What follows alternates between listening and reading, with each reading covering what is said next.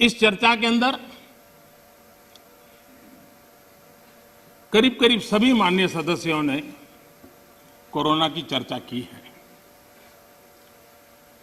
हमारे लिए संतोष का विषय है, गर्व का विषय है कि कोरोना के कारण कितनी बड़ी मुसीबत आएगी। ये जो दुनिया में अनुमान लगाए गए थे, बहुत बड़े-बड़े एक्सपर्ट ने अनुमान लगाए थे। भारत में भी एक भय का वातावरण पैदा करने के लिए भरसक प्रयास भी हुए थे और एक अननोन एनिमी था, तो विश्वास से कोई कुछ नहीं कह सकता था, विश्वास से कुछ कोई कर भी नहीं सकता था। एक ऐसे अननोन एनिमी के खिलाफ लड़ना था और इतना बड़ा देश, इतना थिकली पॉपुलेटेड देश, इतनी कम व्यवस्थाओं वाला देश, दुनिया को शक होना बड़ा स्वाभाविक भी था, क्योंकि विश्व के बड़े-बड़े देश कोरोना के सामने घुटने टेक चुके थे। तब भारत कैसे टिक पाएगा? और भारत एक बार हालत खराब हो गई तो विश्व को कोई नहीं बचा पाएगा, ये समीकरण भी लोग लगा रहे थे। ऐसे में ये 130 करोड़ देशवासियों की डिसिप्लिन, उनका समर्पण, इसने आज हमें बचा के रखा है।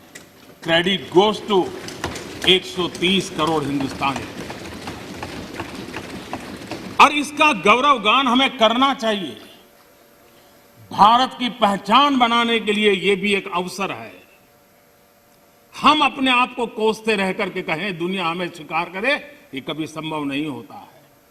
हम घर में बैठकर अपनी कमियों के साथ जूझेंगे, कमियों को ठीक करने का प्रयास करेंगे, लेकिन विश्वास के साथ विश्व के सामने जाने का तजुर्बा भी रखेंगे, तब जाकर के दुनिया हमें स्वीकार करे।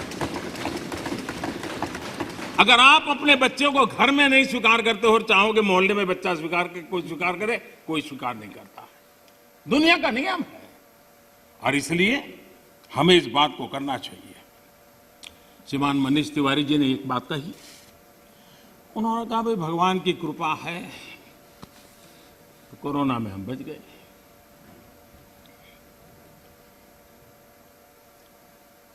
मैं इस बात से जरूर कुछ कहना चाहूंगा। ये भगवान की ही कृपा है जिसके कारण दुनिया इतनी बड़ी हिल गई, हम बच गए। भगवान की कृपा, क्योंकि वो डॉक्टर्स, वो नर्स भगवान का रूप बन के आए थे। क्योंकि वो डॉक्टर, वो नर्स अपने छोटे छोटे बच्चों को शाम को घर लौटूंगा कह करके जाते थे। 15-15 दिन तक लौट नहीं सकते थे, वो भगवान का रूप लेकर के आए थे। हम कोरोना से जीत पाए क्योंकि ये हमारे सफाई कर्मचारी,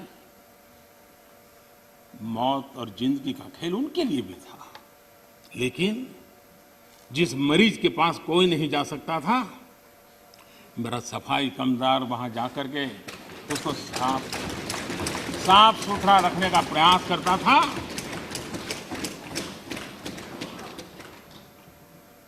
भगवान का रूप ये सफाई कामदार के रूप में आया था। कोई एम्बुलेंस चलाने वाला ड्राइवर पढ़ा लिखा नहीं था, उसे पता था मैं जिसको लेके जा रहा हूं वो कोरोना पॉजिटिव है। वो एम्बुलेंस का ड्राइवर भगवान के रूप में आया था हजारों हिंदू, और इसलिए भगवान का रूप ही था जिसने हमें बचाया है। लेकिन भगवान अलग अलग रूप में आया था, और जितनी हम उनकी प्रशंसा करेंगे, जितना हम गौरवगान करेंगे, देश की सफलता का जितना गौरवगान करेंगे, हमारे भीतर भी एक नई ताकत पैदा होगी। कई कारणों से जिन लोगों के भीतर निराशा फैल चुकी है, उनको भी मैं कहता हूं कि कुछ पल के लिए 130 करोड़ देशवासियों के इस पराक्रम को याद कीजिए, आपके अंदर भी ऊर्जा आ जाएगी।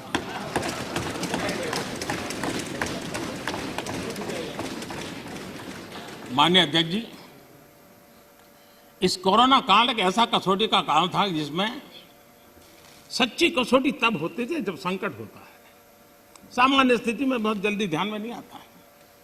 दुनिया, बड़े बड़े देश, कोरोना में जो हुआ वो तो है, लेकिन उन्होंने हर एक ने तय किया कि वे अपने नागरिकों को सीधे पैसे पहुंचाएंगे ताकि इस संकट की घड़ी में उनके नागरिकों को मदद मिले।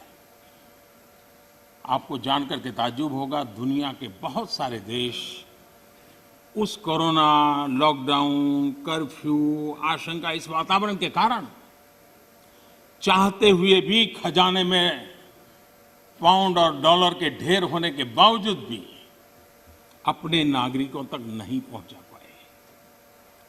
बैंक बंद, पोस्ट बंद, व्यवस्थाएं बंद, कुछ नहीं कर पाए। इरादा था, घोषणाएं भी हुई। ये हिंदुस्तान है कि जो इस कोरोना कालखंड में भी करीब करीब 75 करोड़ से अधिक भारतीयों को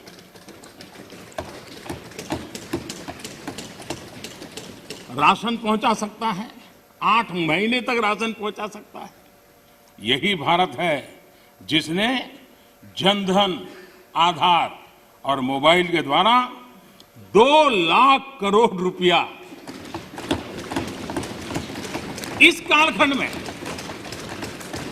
लोगों तक पहुंचा दिया। और दुर्भाग्य देखिए, जो आधार, जो मोबाइल, ये जनधन अकाउंट इतना गरीब से काम आया, लेकिन कभी कभी सोचते हैं कि आधार को रोकने के लिए कौन लोग कोर्ट में गए थे, कौन लोग सुप्रीम कोर्ट के दरवाजे खटखटा रहे थे। मैं कभी कभी हैरान हूं, और आज मैं इस बात को बार बार बोलूंगा, अध्यक्ष जी मुझे क्षमा करना।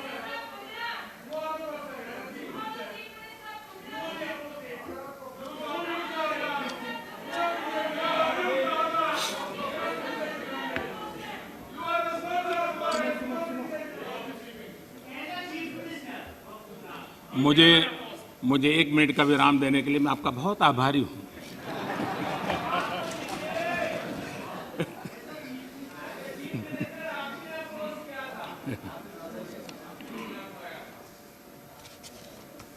इस हसन में कभी कभी अज्ञान भी बड़ी मुसीबत पैदा करता है। माननीय अध्यक्ष जी, ठेले वाले, रेहड़ी पटरी वाले लोग इस कोरोना कालखंड में उनको धन मिले, उनके पैसे मिले, ये उनके लिए किया गया और हम कर पाए।